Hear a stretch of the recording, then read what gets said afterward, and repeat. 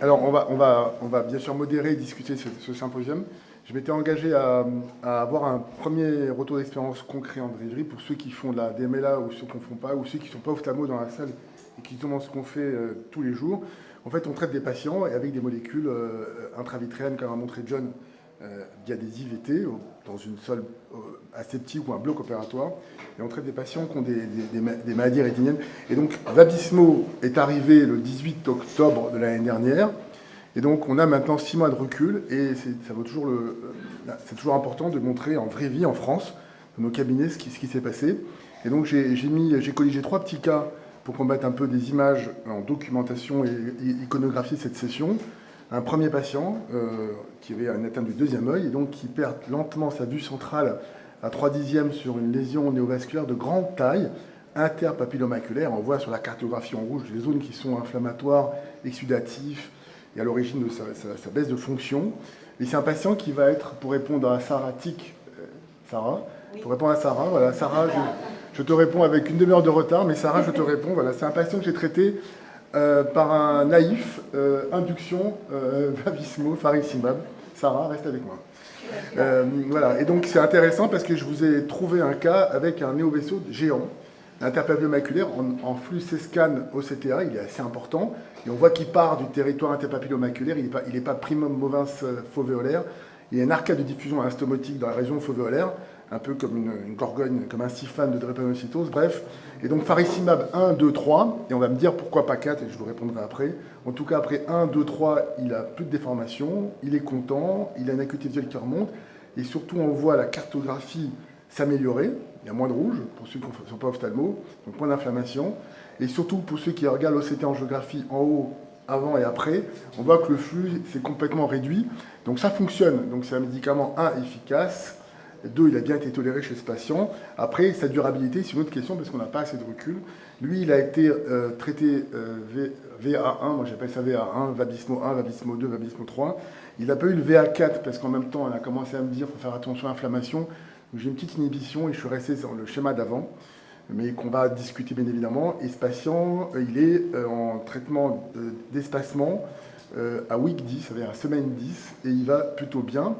Je l'ai vu la semaine dernière. Deuxième cas, encore une fois, DMLA avec un néovaisseau polypoïdal qu'on avait mal documenté, donc on avait requalifié secondairement, avec un DSR traité par AFLI, qui a été plafonné à week 8, c'est-à-dire tous les 8 semaines, pour ceux qui n'ont pas d'ophtalmologie, réfractaire à 8 semaines. Et ce patient, on l'avait traité, retraité, on n'arrive pas à se débarrasser de cet espace de liquide sous-rétinien. Et donc, comme l'a montré John, il y a eu 8000 cas aux États-Unis. Et donc, le cœur du réacteur du Vabysmo en 2024, c'est de switcher les patients, 8000 versus 500. Donc, ce qu'on veut, c'est faire mieux que les précédents.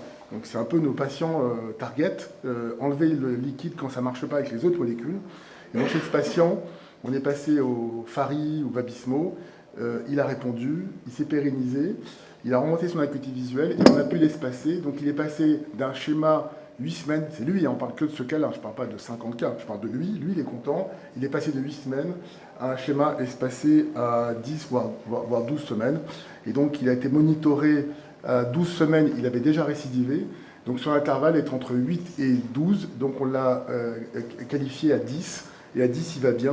Donc c'est un patient qui répond d'une autre molécule qui ne marchait pas. C'est un patient qui voit mieux d'une autre molécule qui marchait moins bien. Et c'est un patient qu'on va avoir moins souvent avec 2 semaines de gain.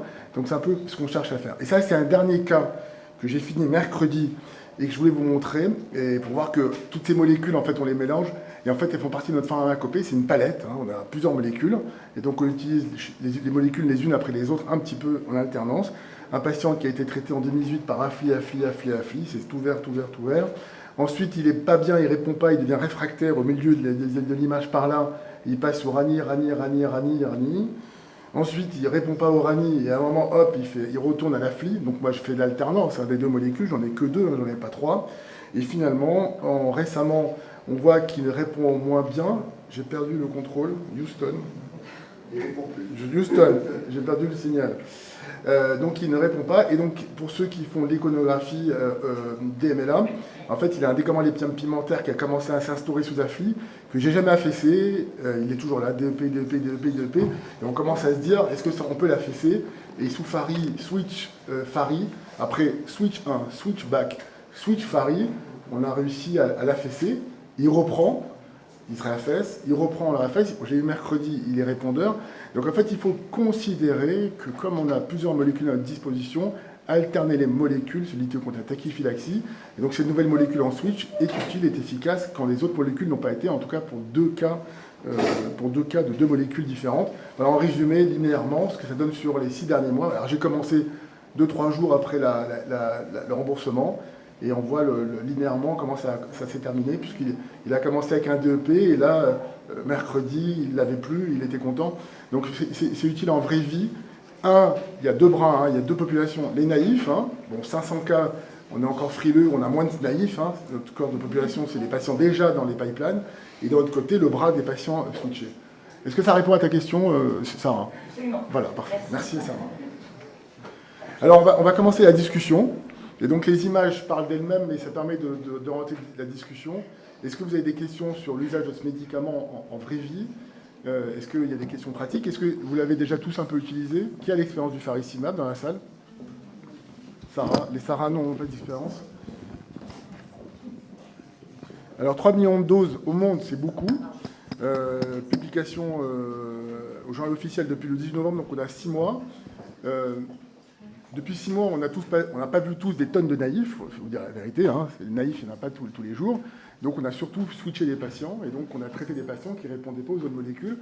Alors il y a toujours un peu la frilosité au début, va-t-on changer, pas changer, mais je pense qu'il y a certains qui ont changé.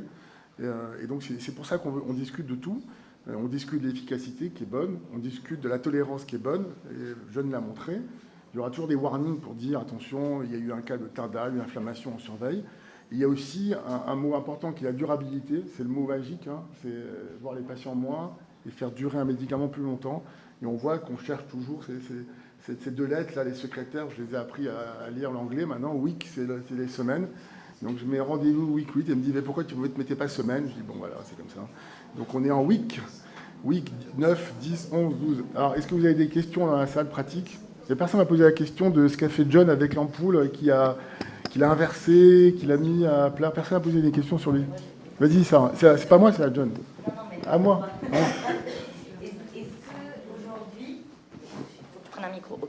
Est-ce qu'aujourd'hui, tu préviendrais tes patients du risque inflammatoire? Alors, c'est une très bonne question, et en fait, qui va rebondir sur l'autre molécule. Et en fait, je réponds à cette question par l'expérience qu'on a eue du brolu. Le brolu a provoqué des inflammations, on les a monitorés pour chercher des tyndales. Mais en fait, si on fait la lampe à fond de tous nos IVT, on va toujours trouver quelques cellules. Et en fait, il faut séparer la recherche de 3 cellules dans l'angle et les patients cliniques. Et donc, aux patients à qui on fait les IVT de nouvelle génération, ils ont tous dans la fiche d'information une note quelque part qui dit on peut avoir une inflammation. Donc, ils ont accepté d'être informés de ça. Et donc, normalement, ce qu'on considère comme important, c'est les patients qui viennent d'eux-mêmes pour des inflammations cliniques significatives. Donc, en fait, les inflammations non cliniques, je dirais, moi, je m'en fous un petit peu, qu'il y ait 3 tyndales en chambre moteur, je m'en fous, et 3 grains dans le vitré, je m'en fous.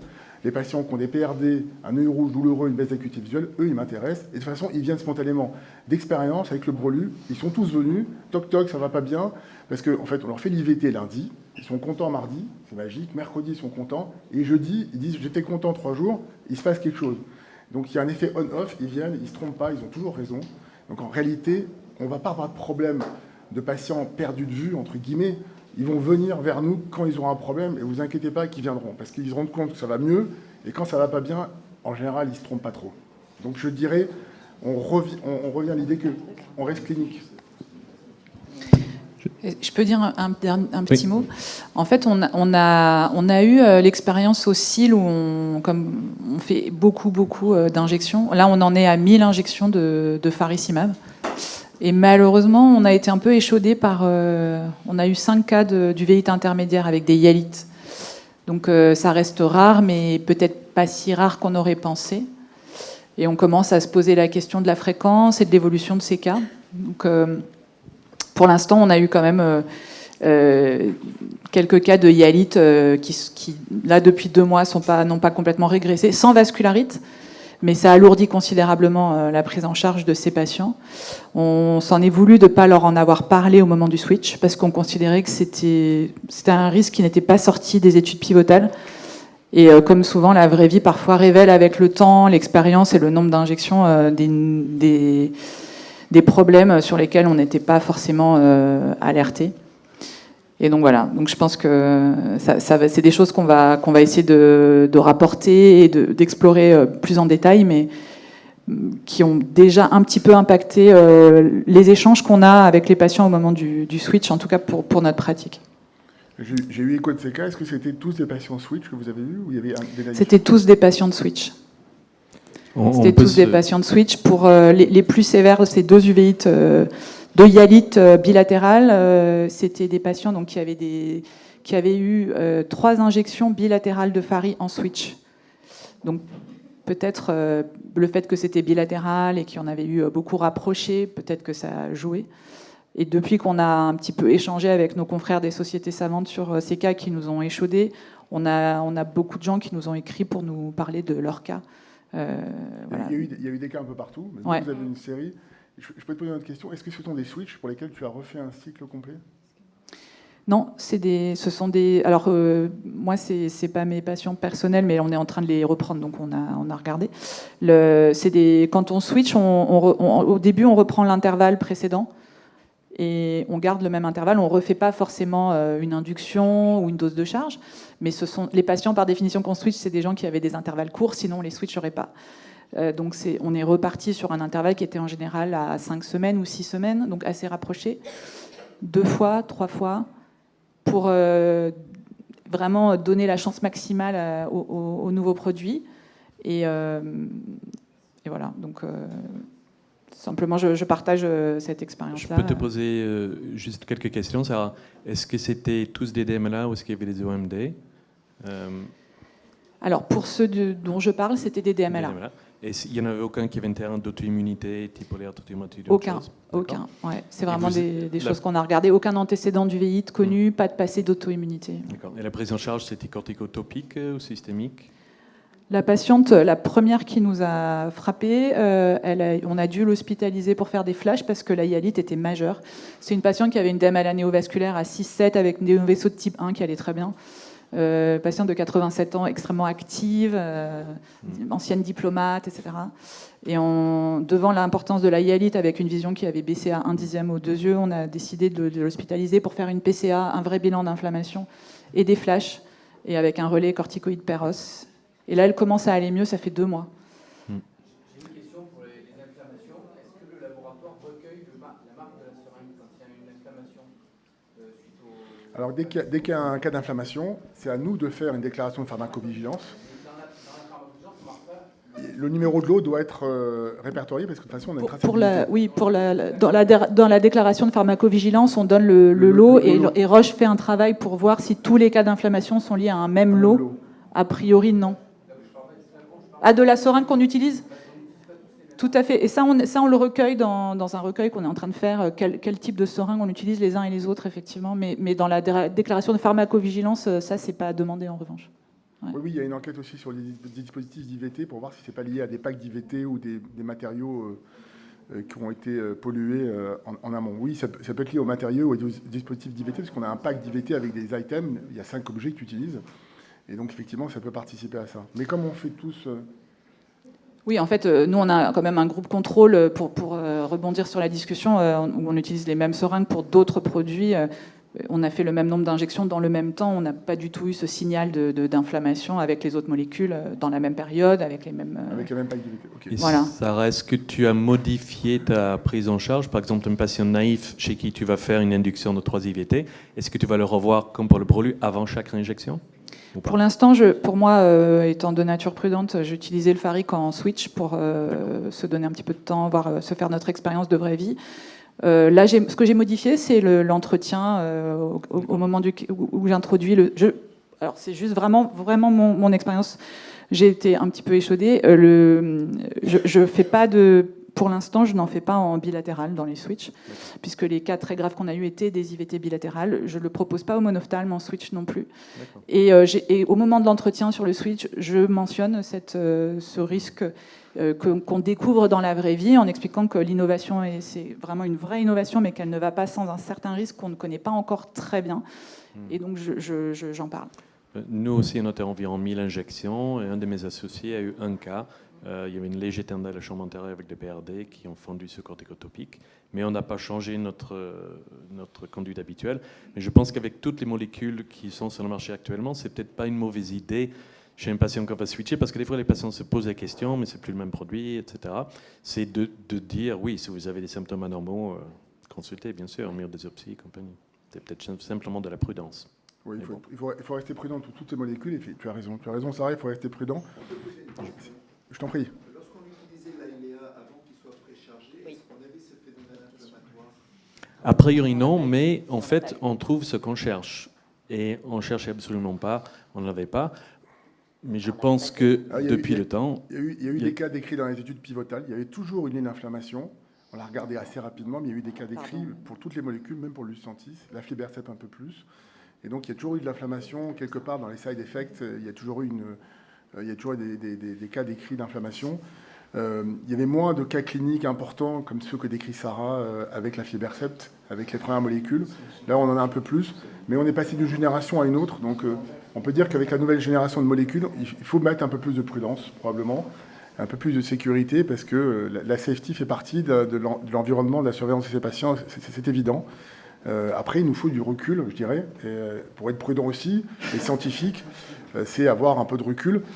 On a un écho français que Sarah nous a relayé aujourd'hui. Il y a d'autres endroits en France où il y a d'autres cas, mais on a nos amis européens qui utilisent la molécule qui nous en parlent, nos amis américains qui en parlent. Bon, il n'y a pas partout des warnings aussi importants.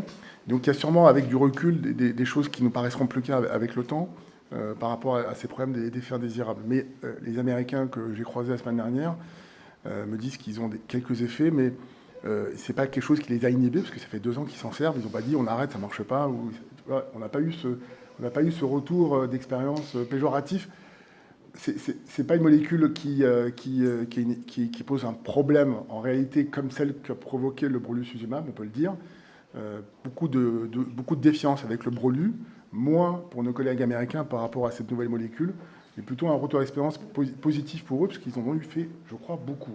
Ils en ont fait énormément. 2 petits commentaires juste sur ça, sur l'expérience américaine, donc, qui est longue et dont on s'étonne qu'elle n'ait pas rapporté davantage ces cas d'inflammation qui, nous ont tant marqués. Il y a des publications qui sont en cours, qui doivent être soumises, et je le sais par des collègues américains. Donc il y a toujours un délai entre la vraie vie et la publication. Ce travail-là, il est long. Et aussi, ce qui est quand même rassurant, ce sont des uvéites intermédiaires sans vascularite dont l'évolution va être favorable. Donc c'est beaucoup moins grave que les vascularites, et on en a moins parlé parce que l'évolution est favorable. Mais néanmoins, c'est très lourd dans la prise en charge des patients quand ça arrive. Et pour eux, c'est quand même extrêmement contraignant. Donc même si ça se termine bien, et si c'est beaucoup moins grave qu'une vascularite occlusive, comme ce qui a pu vraiment nous frapper sur le brolu, je pense que c'est quand même pas si rarissime qu'on pensait, et qu'il faut quand même en tenir compte quand on switch. Oui, Sarah ? Ouais, souvent, quand on se pose la question des premières, deuxième intentions, des switches et tout ça, je pense qu'on peut se rappeler. Alors effectivement, moi, je baigne dans la cancérologie, mais quand on était interne et qu'on a appris première ligne de chimio, deuxième ligne de chimio, troisième ligne de chimio, évidemment, on n'est pas sans effet secondaire attendu. Il faut juste se demander qu'est-ce qu'on cherche, en fait. Et effectivement, un patient qui veut bien continuer à rester à 6 semaines, enfin, je veux dire, ça l'embête pas d'être à 6 semaines, il voit bien, on la sèche. Pourquoi lui proposer un switch? Je crois qu'il faut toujours discuter avec le patient du bénéfice attendu. Évidemment, le patient qu'en peut plus d'être à 6 semaines, moi, évidemment, on va lui proposer un switch, on va l'informer d'un risque minime en vraie vie, voilà. Mais voilà, je crois qu'il faut, il faut rester sur de la médecine personnalisée, surtout quand on a des nouveaux médicaments qui arrivent. Tu m'as volé les mots, ça reste une médecine sur mesure personnalisée. C'est évidemment qu'on discute beaucoup, on leur dit pas venez, on va faire une molécule comme ça. On leur dit d'où va-t-on, vers où veut-on aller, est-ce que vous êtes d'accord, est-ce que vous êtes compliant, est-ce que vous allez revenir pour les surveillances. Moi, les patients sous Vabysmo, que j'ai traités cherchaient de l'inflammation. Donc je leur ai dit appelez-moi s'il y a un problème. Je les ai tous monitorés à 4 semaines. Tous. Ils sont tous venus, ce qui est inhabituel pour moi. Donc j'ai fait une surcharge d'activité. Ils sont tous passés un soir entre 2 patients. Je regarde un patient, je fais l'OCT, l'acuité visuelle. J'étais rassuré, je dormais bien, ils rentraient chez eux. Donc je monitore, je surveille, je personnalise. Ça reste une médecine où il faut être très vigilant, très à l'écoute, très dans le dialogue, très dans l'éducation du patient. C'est pas que prendre des patients, les piquer, merci, à la semaine prochaine. Et prévenir les secrétaires que si elles ont un appel de quelqu'un qui est sous une nouvelle thérapeutique, il faut le voir tout de suite. Un patient qui appelle après une IVT a toujours raison. Voilà, moi, c'est ce que je dis au secrétaire. Il a toujours raison. Il se plaint de quelque chose. Je décroche jamais le téléphone, je réponds jamais aux mails. Même s'il pense sauf les post-IVT.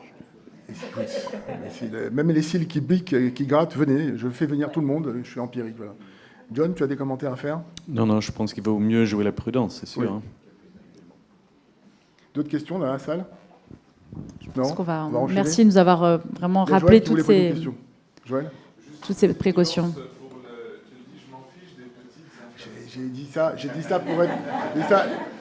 J'ai dit ça pour être provocateur, mais tu as bien compris. Mais parce tu m'as que provoqué, donc je te réponds. Je t'ai trouvé, Joël.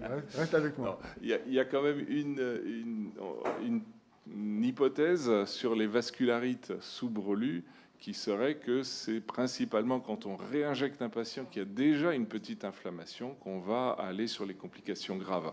Donc il faut les prendre en compte et effectivement, même si ça bouleverse un peu la stratégie et le fil, mais la lampe à fente, elle n'est pas forcée d'être faite immédiatement le jour de l'injection. Elle peut être faite le jour de l'OCT si l'OCT est différé X jours avant l'injection. Mais voilà, il faut juste penser à ne pas la négliger, surtout pour le brelu, semble-t-il. Oui. Mais on peut imaginer qu'une uvéite sévère, si elle avait été injectée alors qu'il y avait une petite uvéite, elle est devenue beaucoup plus sévère, oui, même si elle n'a pas fait la vascularite. Vous ferez un retour en arrière à ce moment-là. Vous injectez, il y a une petite inflammation. Le patient revient, il faut le réinjecter, on n'injecte pas. A priori, on réinjecte l'ancienne molécule qui était mieux tolérée, puisqu'on est alors en cas pour le du brûlure switch. sudolable, c'était éliminatoire. Là, c'est clair que toute inflammation sous une molécule, c'est éliminatoire d'emblée. Tout à fait. Et juste sur le terrain, en plus, il y a toutes les immunothérapies, qui sont des contre-indications, tout ce qui modifie l'immunité du patient. Et on peut même se demander un cancéreux tout court, s'il a fait un cancer une fois dans sa vie, est-ce qu'il ne serait pas une contre-indication non plus, puisqu'il a peut-être une immunité qui n'est pas tout à fait... Encore beaucoup de questions. Bon, merci à vous. beaucoup. On passe la parole.